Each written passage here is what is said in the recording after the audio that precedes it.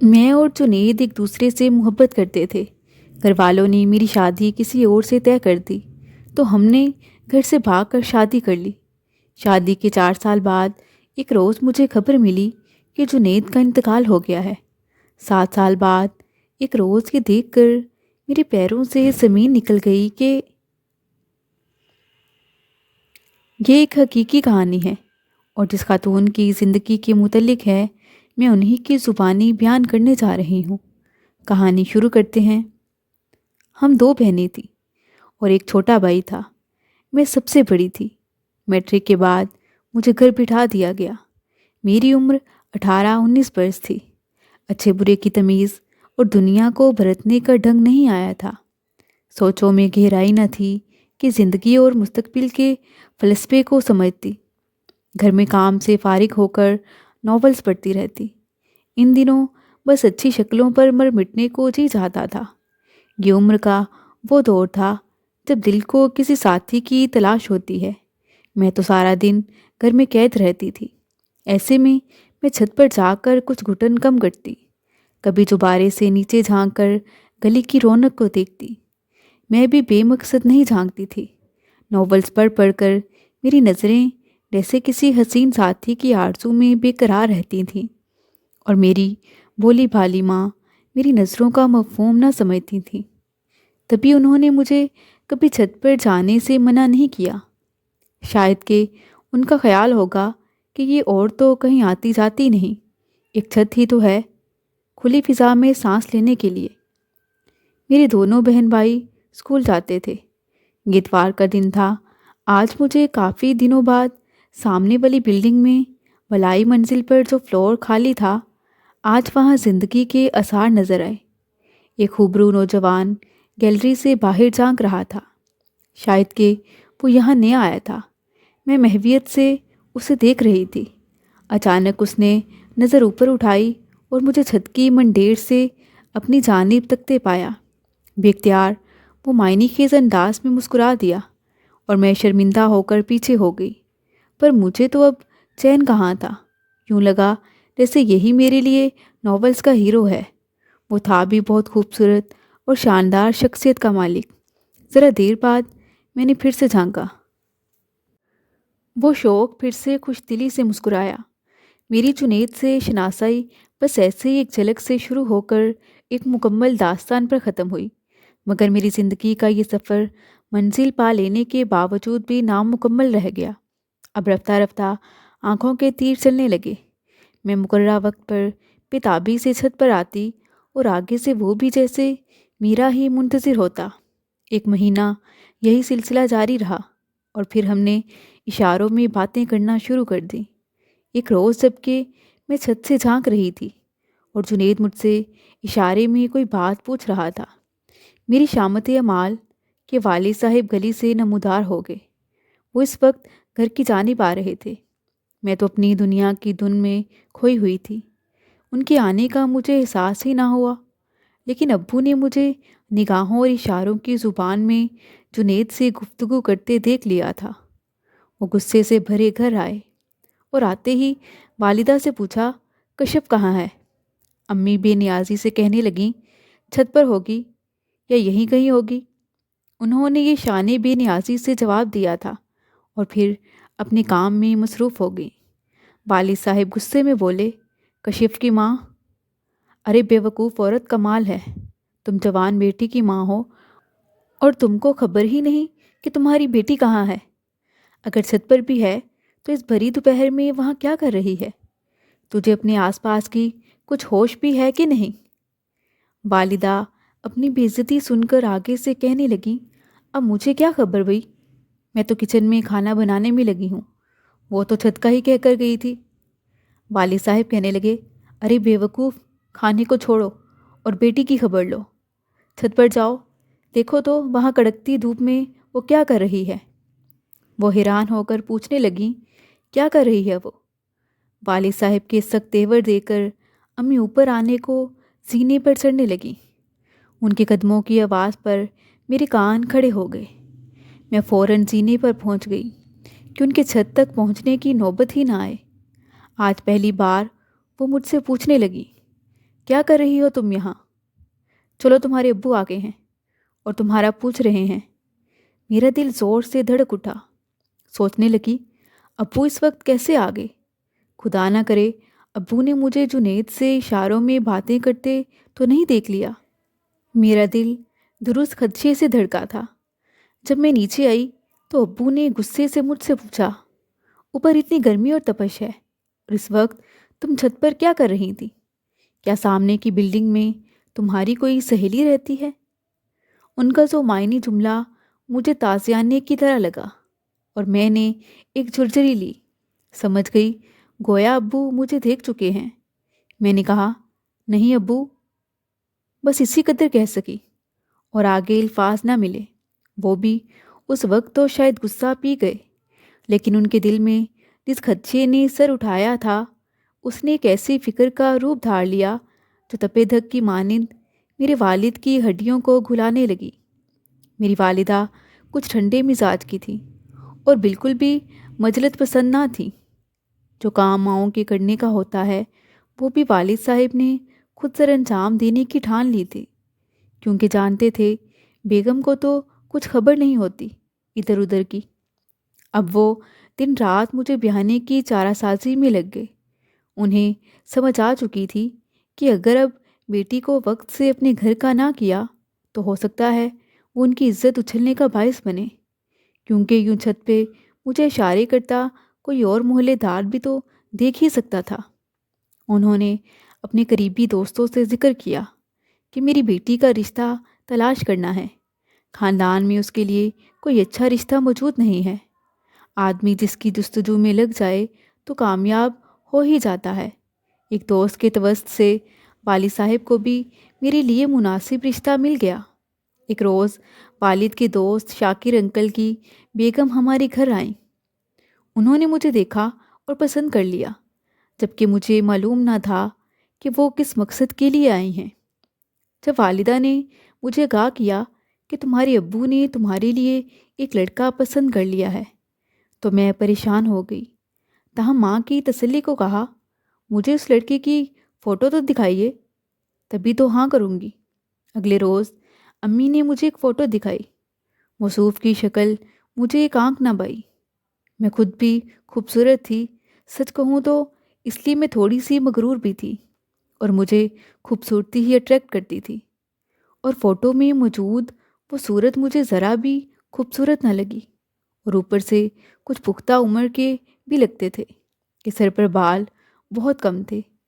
دیکھتے ہی میں نے فوٹو کو پرے پھینک دیا اور کانوں کو ہاتھ لگا کر کہا، توبہ توبہ امی، کیا آپ کو میرے لیے یہی رشتہ جڑا ہے؟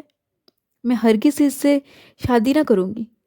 میں نے کمرے سے نکلتے ہوئے کہا، میں مر جانا پسند کروں گی مگر اس سے شادی نہیں کروں گی۔ امی کی آنکھیں کھلی کی کھلی رہ گئیں۔ وہ میرے پیچھے آئیں اور پھر انہوں نے مجھے یہ کہہ کر مزید اس معاملے پر بحث کرنے سے روک دیا کہ تمہارے ابو آ جائیں تو ان سے بات کروں گی۔ میں امی کے سامنے منہ بسورے بیٹھی تھی۔ اگلے روز جب ابو دفتر چلے گئے تو امی نے کہا، میں نے تمہارے ابو سے بات کی ہے، انہوں نے یہی سوال کیا ہے کہ بیٹی سے پوچھو انکار کی کیا وجہ ہے۔ محض صورت ہی سب کچھ نہیں ہوتی، اصل شے تو سیرت ہوتی ہے، اور لڑکا سیرت اور گنوں میں لاکھوں میں ایک ہے۔ میں نے کہا، امی، سیرت کے ساتھ لڑکے لڑکی کی پسند کو بھی تو خاطر میں رکھنا پڑتا ہے۔ امی میری بات سن کر پوچھنے لگیں، تو کوئی پسند ہے تیری؟ بتا دے بھی، میں تیرے ابو سے پوچھ لوں گی، مان گئے تو ٹھیک، نہیں تو تیری قسمت۔ میں نے سوچا موقع اچھا ہے، امی کے کان میں ڈال ہی دوں، ایسا نہ ہو کہ بعد میں کہیں میں نے تو پوچھا تھا لیکن تم نے ہی اپنی پسند نہ بتائی۔ میں نے کہا، امی، سامنے والی بلڈنگ میں جو لوگ آئے ہیں ان کا لڑکا ہے جسے میں پسند کرتی ہوں، جنید نام ہے۔ میں زیادہ نہیں جانتی لیکن مجھے وہ لڑکا بہت پسند ہے اور وہ بھی مجھ سے شادی کرنا چاہتا ہے۔ آپ ابو سے کہیں کہ میں ان کے لائے ہوئے رشتے کے لیے ہاں نہیں کروں گی، میرا رشتہ جنید کے ساتھ کر دیں۔ امی پوچھنے لگیں، لڑکا کون ہے؟ کیا کرتا ہے؟ کس خاندان سے ہے؟ میں کچھ بھی بتا نہ پائی کیونکہ مجھے تو خود بھی معلوم نہ تھا۔ امی حیران ہو کر بولی، ارے بھائی، کچھ تو معلوم ہو، ایسے ہی منہ اٹھا کر بس لڑکا پسند کر لیا۔ مجھے نہیں معلوم امی، میں اس سے ملتی تھوڑی ہوں، بس چھت سے ہی ہم بات کر لیتے ہیں۔ وہ نئے لوگ آئے ہیں اور لڑکی کے بارے میں معلومات لینا تو ابو کا کام ہے۔ امی سر پکڑ کر بیٹھ گئیں۔ خیر، امی نے اپنا کہا نبھا دیا اور میری پسند سے ابو کو آگاہ کر دیا۔ وہ تو چراغ پا ہو گئے کہ میں سب جانتا ہوں، مجھے ان سے معلومات لینے کی ضرورت نہیں ہے۔ وہاں کوئی فیملی نہیں بلکہ ایک لڑکا تنہا ہی رہتا ہے۔ اس نے کرائے پر فلیٹ لیا ہے۔ اس کے گھر والوں کا اتا پتہ کیا معلوم کروں؟ مجھے تو وہ لڑکا ہی سرے سے پسند نہیں ہے، اوباش لگتا ہے۔ اس کی فیملی بھی ہوتی تب بھی وہ مجھے قبول نہیں ہوتا۔ جو رشتہ شاکر صاحب کے توسط سے آیا ہے وہ ہر لحاظ سے بہتر ہے۔ بیٹی کو سمجھا دو کہ یہ تاک جانگ کا سلسلہ بند کر دے، ورنہ ایسی مار ماروں گا کہ بچے گی نہیں میرے ہاتھ سے۔ امی اب مجھے کیا بتاتی؟ ابو یہ سب بلند آواز کے ساتھ گرج برس کر کہہ رہے تھے کہ اب ان کا کہا پتھر کی لکیر ہے اور مزید کچھ کہنے سننے کی گنجائش نہیں ہے۔ میں سب خود ہی سن چکی تھی۔ انہوں نے کہہ دیا تھا کہ وہ کسی اجنبی سے رشتہ نہیں کریں گے۔ اگلے روز شام کو شاکر انکل کے ہمراہ ان کے عزیز اور میرے رشتے کے طالب قیوم صاحب اور ان کے صاحبزادے بھی تشریف لے آئے۔ ان لوگوں کو والد صاحب نے چائے پر بلایا تھا تاکہ امی بھی ایک بار لڑکی کو دیکھ لیں، اسے بات چیت کر لیں کہ ماں کی تسلی بھی ہونی چاہیے۔ والدہ نے لڑکے سے بات چیت کی تو انہیں بھی فہد پسند آ گیا، بلکہ وہ تو اب اس رشتے کی زیادہ طرفدار ہو گئی۔ جب یہ لوگ ڈرائنگ روم میں تھے میں چھت پر گئی، اور جب وہ لوگ ہمارے گھر سے نکلے تو میں نے ان کو جاتے ہوئے دیکھا۔ پہلی ہی نظر میں مجھے یہ شخص بے حد برا لگا، جو کہ اس گھر کا متوقع داماد تھا۔ میں حیران ہوئی کہ میرے والدین کو اس لڑکے میں پتہ نہیں کیا نظر آ رہا ہے۔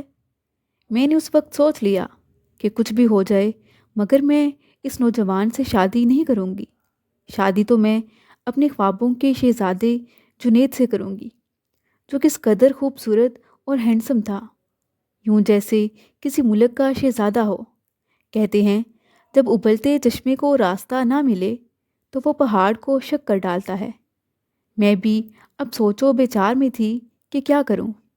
بہت سوچ سوچ کر میں نے بھی عجلت میں ایک خط لکھ کر جنید کی طرف اچھال دیا۔ وہ دوڑ کر آیا اور خط گلی سے اٹھا لیا۔ میں نے خط میں تمام احوال درج کر کے استدعا کی تھی کہ کسی طرح مجھ سے ایک بار ملو تاکہ ہم اپنے مستقبل کا فیصلہ کر سکیں، ورنہ بہت دیر ہو جائے گی۔ شام کو اس نے گیلری سے قریبی پارک کی جانب اشارہ کیا اور 2 انگلیوں سے 11 بجے کا وقت بتایا۔ میرے والد صبح دفتر چلے جاتے۔ میں نے کبھی امی سے نہ کہا تھا کہ کسی سہیلی کی طرف جانا ہے۔ پہلی بار ان کی منت کی کہ رافعہ سے ملنا ہے۔ وہ بولی، میں ذرا کام سے فارغ ہو لوں تو چلتی ہوں۔ میں نے بیزاری سے کہا، آپ کبھی بھی فارغ نہیں ہو سکتی، کیونکہ آپ کے کام تو ختم ہونے میں نہیں آتے۔ جب تک آپ کے کام ختم ہونے تب تک تو ابو کے گھر لوٹ آنے کا وقت ہو جائے گا، اور رافعہ کا گھر نزدیک ہی تو ہے، ساتھ والے پارک کے پاس ہی۔ میری بولی بالی ماں کو کچھ سمجھ میں نہ آیا۔ میری منت سماجت سے وہ میری باتوں میں آ گئی۔ بولی، اچھا جاؤ، لیکن جلدی واپس آ جانا، آدھ گھنٹے سے زیادہ دیر نہ لگانا، ورنہ میں خود تم کو لینے رافعہ کے گھر آ جاؤں گی۔ میں نے کہا، ٹھیک ہے امی، میں زیادہ دیر نہیں لگاؤں گی، آپ بے فکر رہیں۔ میں نے خدا کا شکر ادا کیا اور دوڑی ہوئی کمرے میں گئی۔ جلدی سے لباس تبدیل کر کے ہلکا پھلکا سا تیار ہوئی اور گھر سے نکل گئی۔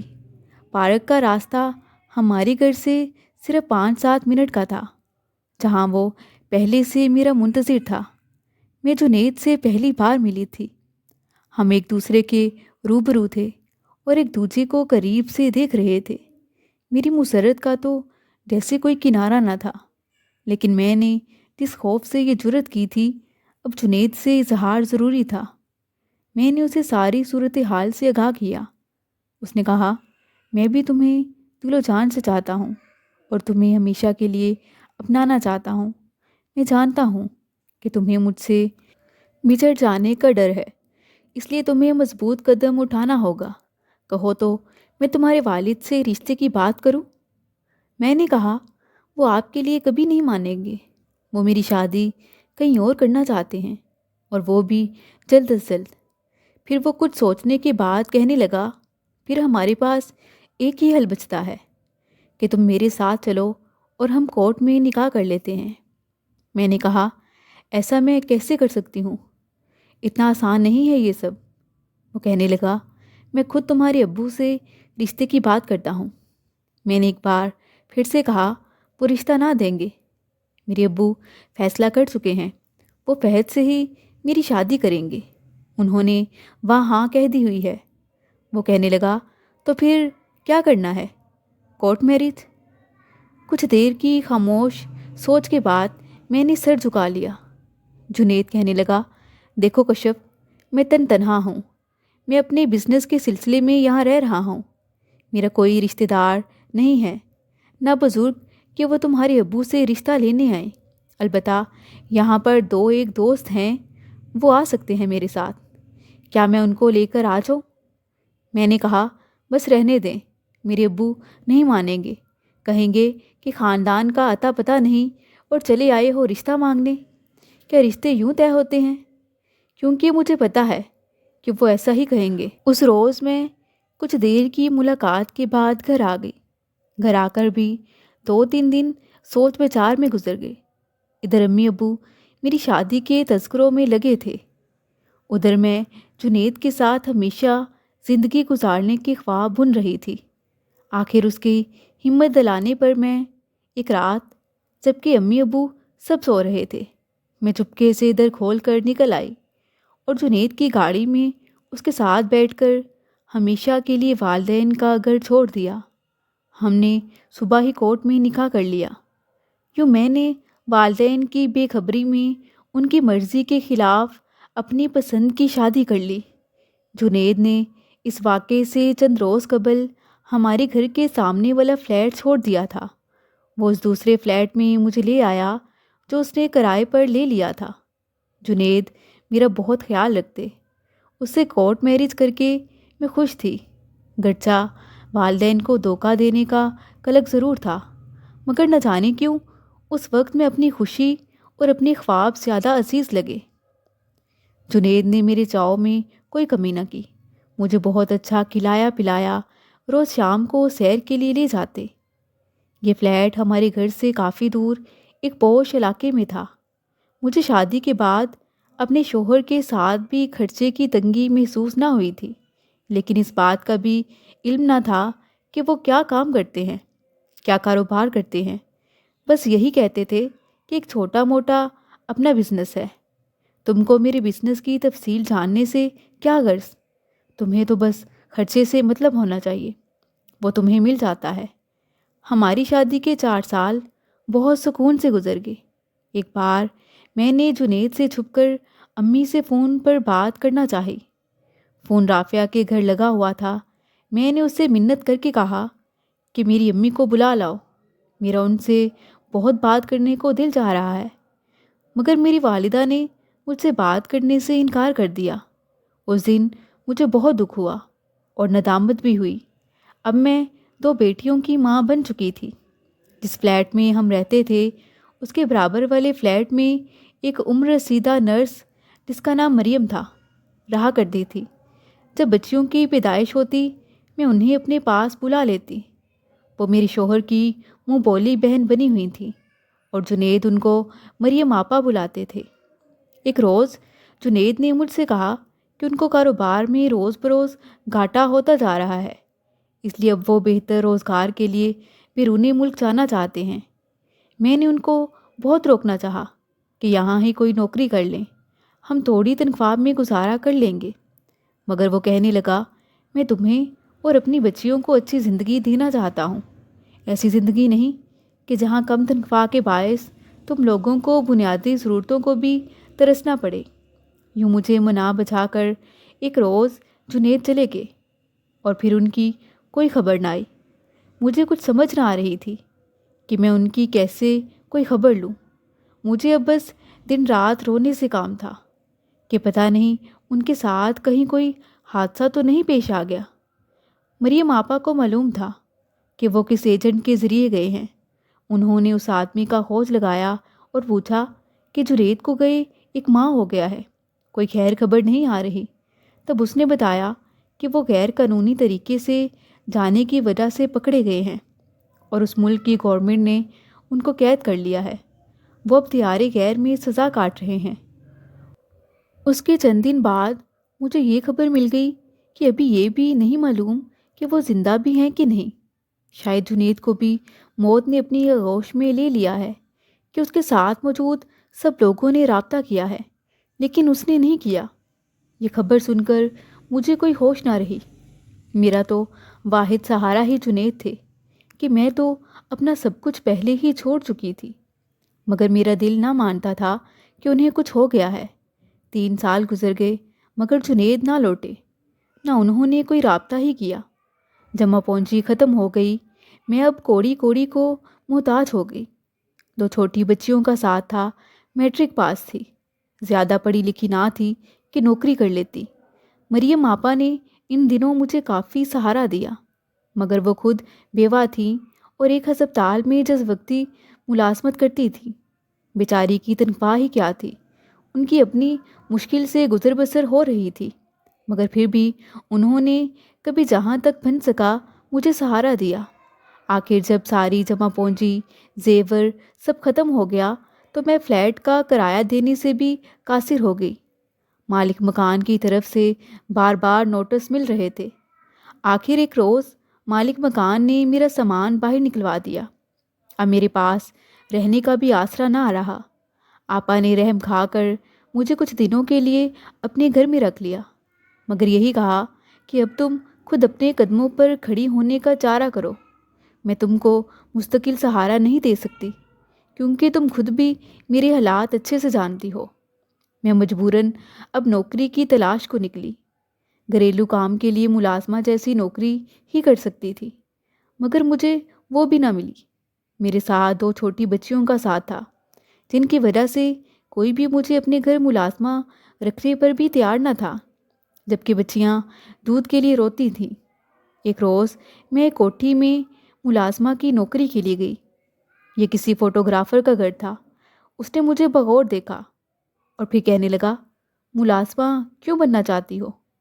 میں خاموش رہی۔ وہ کہنے لگا، اگر تم ماڈلنگ پر تیار ہو جاؤ تو تمہیں ملازمت مل سکتی ہے، میرا سرونٹ کوارٹر بھی رہنے کو مل جائے گا۔ تم بہت خوبصورت ہو، ایسا چہرہ تو لاکھوں میں ہوتا ہے، تم دیکھنا تمہیں معقول معاوضہ ملے گا تو دنوں میں تمہاری مفلسی دور ہو جائے گی۔ یہ ان دنوں کا ذکر ہے جب لڑکیوں کے لیے ماڈلنگ اور اداکاری معیوب سمجھی جاتی تھی، لیکن میری تو یہ مجبوری تھی۔ ہمارے پیٹ میں روٹی تھی اور نہ سر پر چھت، لہٰذا میں راضی ہو گئی۔ اس نے مجھے تیار کروا کر میری چند فوٹو لیے اور پھر مجھے ماڈلنگ کے لیے رکھ لیا۔ دیکھتے ہی دیکھتے مجھ پر دولت کے در کھل گئے۔ قسمت نے یوں مجھے ماڈل گرل بنا دیا۔ مجھے تو اب کسی بھی شے سے زیادہ اپنی بچیوں کا پیٹ پالنا مقدم تھا۔ یہ میری اشد ضرورت اور مجبوری تھی۔ پھر ان کی اچھی تعلیم کی خاطر بھی روپوں کی حاجت تھی۔ رفتہ رفتہ میں دولت کمانے کی مشین بنتی گئی۔ وقت گزرتا رہا اور پھر میں ایک خوبصورت کوٹھی کی مالک بن گئی۔ میری بچیاں اب بڑی ہو رہی تھیں۔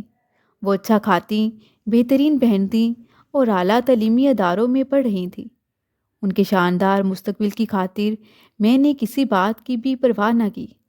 ان کے لیے گھر میں نوکر آیا خانسامہ تھے اور میرے وارڈروب میں نت نئے فیشن کے ملبوسات بھرے تھے۔ اب میں ایک نئی جگمگ کرتی دنیا میں تھی جہاں عمارت کی چکا چوند غریبوں کو شرما دیتی تھی۔ میرے پاس دولت کی ریل پیل تھی۔ میرے اشاروں پر مشہور مصنوعات بنانے والی کمپنیاں دولت میرے پاؤں میں رکھتی تھیں۔ مجھے سبھی کچھ مل گیا، مگر میری محبت جنید میرے پاس نہ تھے، اور ان کی یاد میرے دل میں ہر دم انگارے لیتی تھی۔ مجھے ان سے واقعی محبت تھی۔ ان کے ساتھ گزارے دن مجھے جنت کا خواب معلوم ہوتے تھے۔ جب شوہر سے جدائی کا خیال روح کو مجروح کرتا تو میرا دل بے بس ہو جاتا۔ وہ موسم سرما کی ایک سرد رات تھی۔ میں اپنے کمرے میں بیٹھی ایک میگزین دیکھ رہی تھی جب ملازم نے آ کر بتایا کہ کوئی آپ سے ملنے آیا ہے۔ جب میں ڈرائنگ روم میں گئی تو یہ منظر دیکھ کر مجھے اپنی آنکھوں پر یقین نہ آیا کہ 12 سال بعد مریم آپا کے ہمراہ اچانک جنید موجود تھے۔ مریم آپا میرے گھر کا پتہ جانتی تھیں۔ اپنی محبت اپنے سرتاج کو سامنے دیکھ کر مجھے اپنی آنکھوں پر یقین نہ آ رہا تھا۔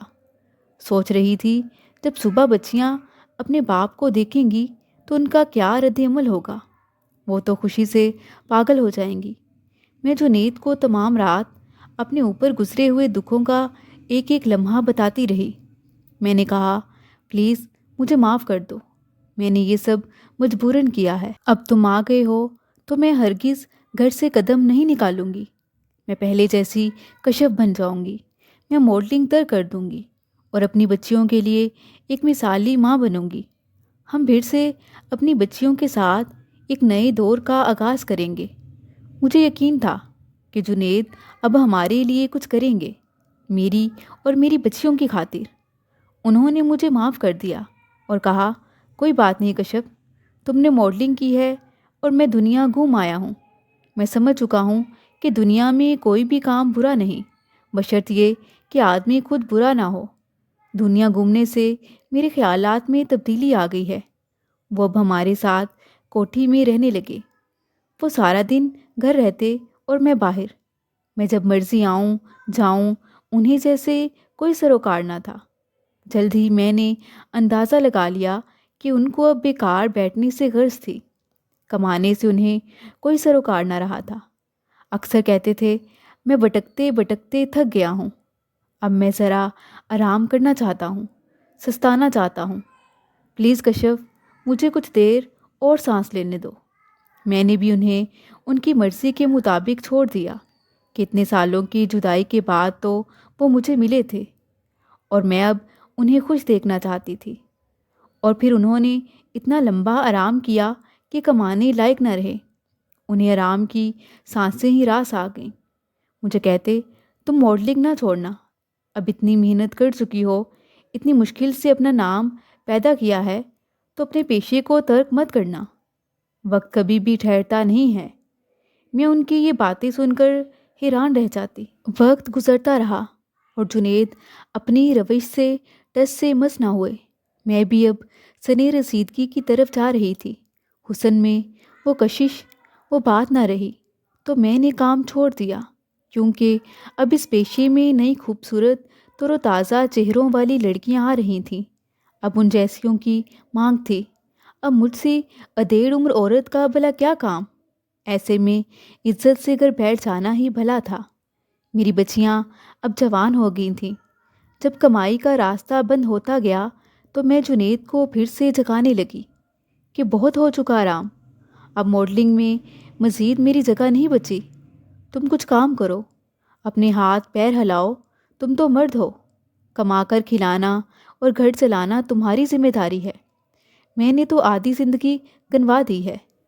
وہ میری زندگی کی بچی کھچی خوشیوں اور امید کا آخری دن ثابت ہوا جب اس نے کھل کر کہہ دیا، میں کچھ نہیں کر سکتا، مجھے کوئی کام نہیں آتا، مجھے اب کمانے کی عادت نہیں رہی ہے، کیوں نہ ہم اپنی بیٹیوں کو ماڈلنگ کے میدان میں لے آتے ہیں۔ اچانک سے ان کے چہرے پر خوشیوں کی لہر دوڑا کر انہوں نے مجھ سے پوچھا تھا، دیکھو کشف، یہ تم سے بھی زیادہ خوبصورت ہے۔ دیکھو، تم نے ہی کہا نا کہ وہاں نوخیز چہروں کی مانگ ہوتی ہے۔ اب تم آرام کرو، اب یہ تمہاری جگہ لے لیں گی۔ میری بیٹیوں کے باپ کے اس ارادے پر میری آنکھوں سے آنسو بہہ نکلے۔ کیا اسی خاطر میں نے کٹھن راستہ چنا تھا اور اتنے کشٹ اٹھائے تھے؟ اب میرے چمن کی ان نوخیز کلیوں پر ان کے باپ کی نظر تھی کہ یہ کمائیں گی اور وہ کھائے گا۔ میں اپنی بیٹیوں کو اس راہ پر نہیں لانا چاہتی تھی، کیونکہ خود اس پیشے سے منسلک رہنے کے بعد مجھے اچھی طرح سے اندازہ ہو چکا تھا کہ یہ بس فریب کی دنیا تھی۔ میں اس کے تاریک پہلوؤں کو بھی جانتی تھی، مگر جنید تو بس اپنی بات پر اڑے تھے۔ جب جنید سے میرا برہم کا رشتہ ٹوٹ گیا تو میں نے بھی طلاق حاصل کر کے اس سے جان چھڑا لی، تاکہ میں اپنی بچیوں کو عزت سے وقت پر ان کے گھروں کا کر سکوں۔ مزید دلچسپ سچی کہانیوں کے لیے چینل کو سبسکرائب کریں۔